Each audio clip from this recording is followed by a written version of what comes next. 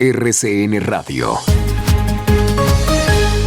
Un fraternal saludo para los oyentes de Colombia, de RCN Radio en Colombia y el mundo. Es un placer saludarlos desde la capital colombiana. Aquí les contamos las noticias para comenzar el día que tienen que ver con acontecimientos relacionados con la pandemia, con el deporte y con la actividad política primordialmente. El presidente Iván Duque ha anunciado que a partir del próximo 14 de diciembre todos los viajeros mayores de 18 años que ingresen a Colombia deberán presentar un carnet o certificado con un esquema completo de vacunación.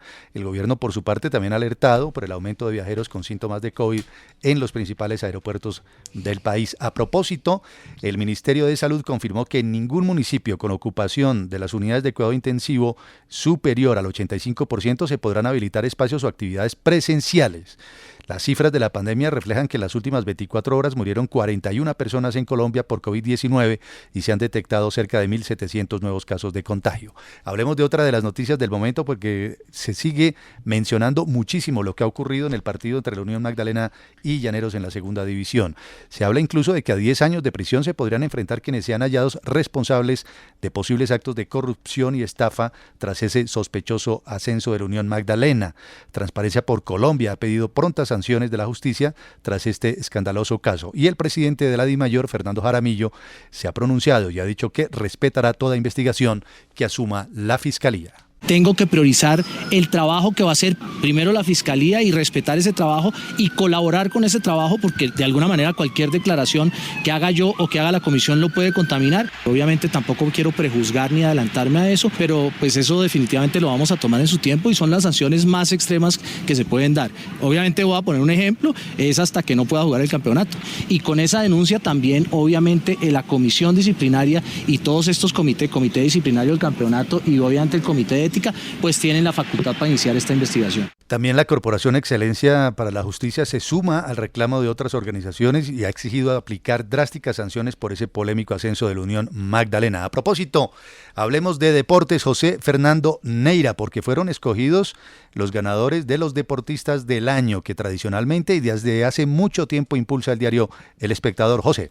Así es, Juan Manuel, muy buenos días. Y lo ha dicho usted porque se han escogido a los mejores y entre ellos han salido avante Mariana Pajón, quien ya lo ha conseguido en alguna oportunidad, y Anthony Zambrano, recordemos, la primera medallista olímpica, triple medallista olímpica del BMX, y Anthony Zambrano, medalla de plata en la prueba de los 400 metros en los Juegos de Tokio. Ellos fueron elegidos como los deportistas del año por el diario El Espectador. La deportista revelación fue la tenista cucuteña María Camila Osorio. Hoy, de otro lado, presencia colombiana, tenemos Liga de Campeones, Juan. En los 8 encuentros habrá 5 de los nuestros, 5 colombianos en escena, así que atentos a la Liga de Campeones que ya empieza su fase definitiva para acceder a los octavos de final. Gracias, José Fernando. Entre tanto, en materia política, en la sesión plenaria de la Cámara de Representantes fue aprobado el polémico artículo del proyecto anticorrupción calificado de censurar a la prensa para denunciar a servidores públicos. 59 votos por el sí, 53 por el no. Con esos resultados, la plenaria aprobó 3 proposiciones de sustitución para modificar el artículo, eliminando las penas de cárcel y económicas a quienes injurien o calumnien a servidores públicos, pero manteniendo la cancelación o suspensión de la personería jurídica tras haber negado otras proposiciones. Es un tema bien polémico del que se está hablando hoy mucho en Colombia. También las sesiones plenarias de Senado y Cámara aprobaron la conciliación de un proyecto de ley que protege los derechos que tienen los trabajadores al tiempo libre para compartir con sus familias y para descansar. Esta iniciativa garantiza la desconexión laboral de los empleados y les prohíbe a los jefes llamar o contactar a través de cualquier medio como chat o correo electrónico a sus subalternos en horarios no laborales. Y con 138 votos por el sí y 1 por el no, la plenaria de la Cámara aprobó la conciliación del proyecto de ley que castigará severamente la mendicidad infantil en Colombia. Noticias de Bogotá muy importantes que queremos resaltar a esta hora. Yanelda Jaimes, buenos días. Juan Manuel, gracias. 2 noticias importantes porque Bogotá le apuesta a la inmunidad de rebaño para vacunar así al 90% de la población antes que termine este mes de diciembre. Se habla de 6 millones de personas que serían vacunadas, es decir, completando todos sus esquemas, con lo cual se estaría dando esa inmunidad, dice la Secretaría de Salud.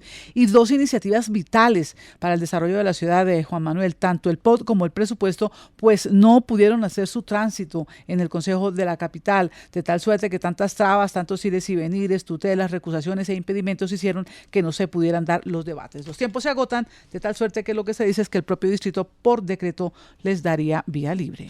Gracias, Yanelda. Y una organización dedicada al lavado de activos fue desarticulada por la Policía Fiscal y Aduanera con el apoyo de la Agencia de Investigaciones de Seguridad Nacional de los Estados Unidos. También intervino la DIAN en ese procedimiento. Y en varios operativos de allanamiento fueron detenidas 6 personas dedicadas al contrabando de confecciones, textiles y calzado con fines de lavado de activos a través de operaciones aduaneras fraudulentas durante los últimos 8 años.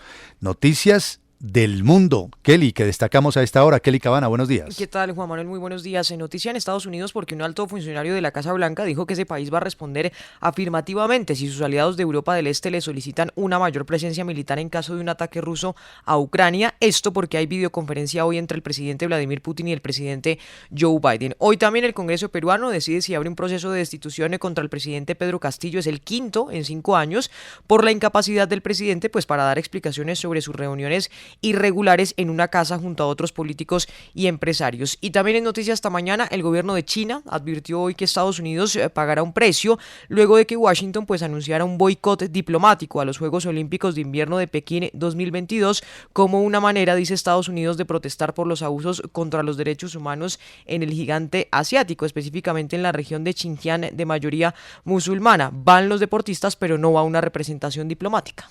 Muy bien, y en otras noticias de Colombia que destacamos, Yanelda. Pues Juan Manuel, en el departamento de Caldas fue asesinado otro líder campesino perteneciente al municipio de Nariño del oriente de Antioquia. También los metenses están a la expectativa sobre la denuncia penal que interpuso el exfiscal general de la Nación, Mario Guarán, para que se investigue a fondo todos estos hechos del partido que le dieron el ascenso al Magdalena.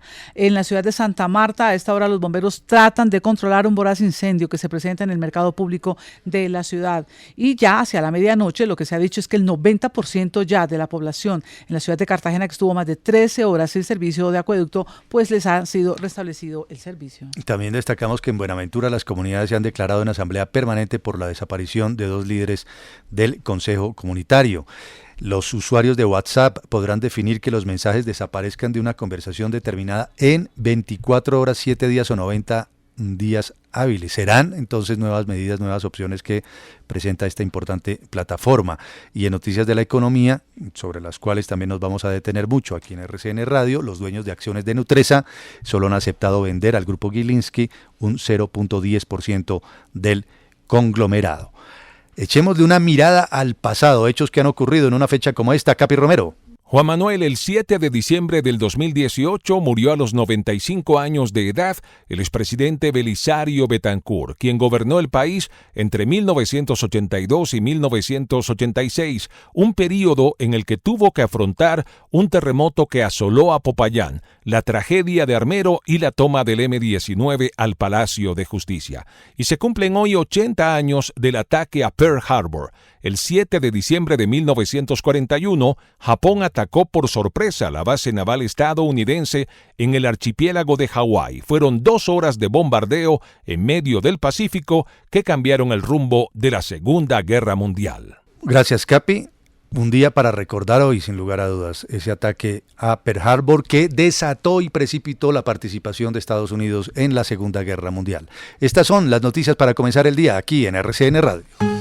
Esta y más información en rcnradio.com.